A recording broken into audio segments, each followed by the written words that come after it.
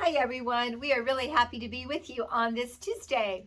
In Matthew 10:8, Jesus told his disciples, "Freely you have received, freely then give." In other words, Jesus was saying, you who will follow me have been given to way out of proportion to your deserving. You haven't merited it, and be the same way towards other people.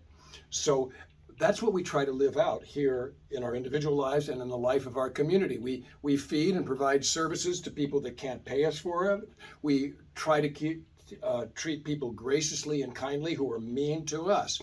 An example of this is Clara Barton, who founded the Red Cross, told an aide, "I'm going to hire such and such for a certain very prominent position." And the assistant said, "How could you do that?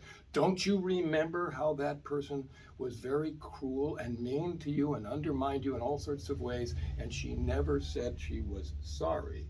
And Clara Barton said, "Oh, I distinctly remember all that, but I also distinctly remember forgetting that."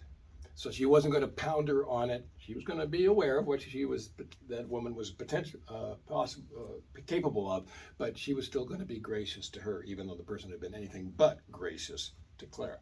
And so when we are gracious to others, we don't know what that will have on an effect of someone else. And so I try to work with the young people to think about when they get upset with something that somebody else has done, to think about maybe what's going on in their lives, and maybe they have no goodness, and maybe they really are struggling and they're really suffering. And if they did one act of kindness and were gracious to that person, their life would change. And numerous times they've come back to me and said, they're really nice people, they're really nice to hang out with or whatever.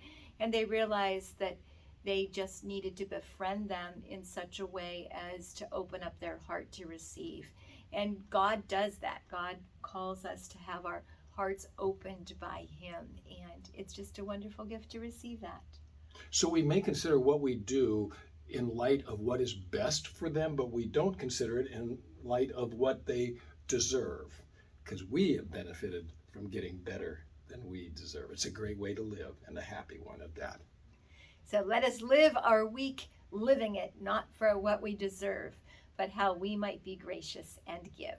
Take care, and we'll see you next week. Bye-bye. God bless you.